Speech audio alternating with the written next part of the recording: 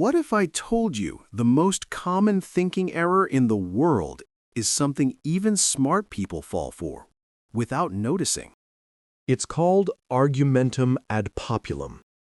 Trusting an idea just because many people accept it, and it shapes our politics, our social media, and even our beliefs about reality.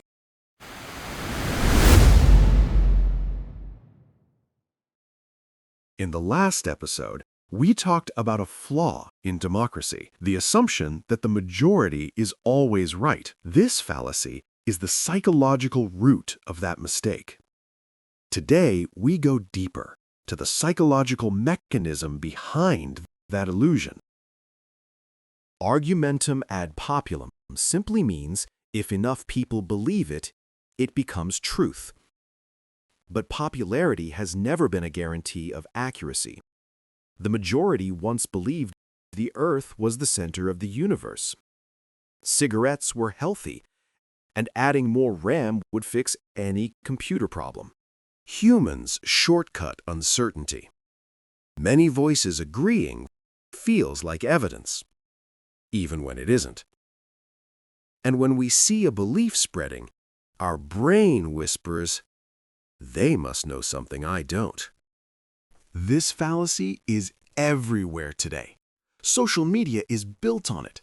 A post gets thousands of likes, so people assume it's trustworthy. A video goes viral, so people assume it's correct. A politician repeats a claim loudly enough, and suddenly millions believe it. Humans evolved in small groups called tribes. Thinking like the group kept you alive. Disagreement meant exclusion, isolation, and death as a consequence. So our brains still treat popularity within a social group as a survival signal. But the world isn't tribal anymore. It is now too complex for popularity to be a shortcut to truth. Complex problems, economics, war, climate change, aren't solved by counting opinions. Yet, argumentum ad populum tricks us into trusting the loudest ideas, not the best ones. But here's the part that most people get wrong. Falling for this fallacy is common, but not universal. People who train themselves to think critically, who study evidence, who understand the limits of their own knowledge, they're far less likely to be fooled. That's why societies need scientists, analysts, historians, journalists, and educated voters.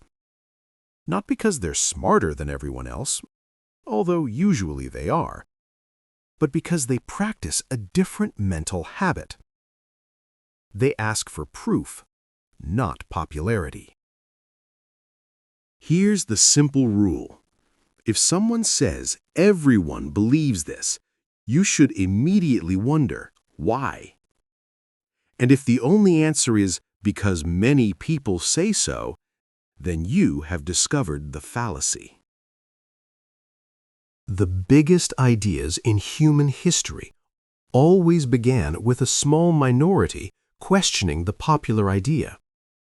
If you want to think clearly in a noisy world, start by noticing the traps most people never catch. And if you enjoy questioning the assumptions most people never even notice, subscribe to this channel. There's a lot more fun to be had silencing the populist noise than running with it.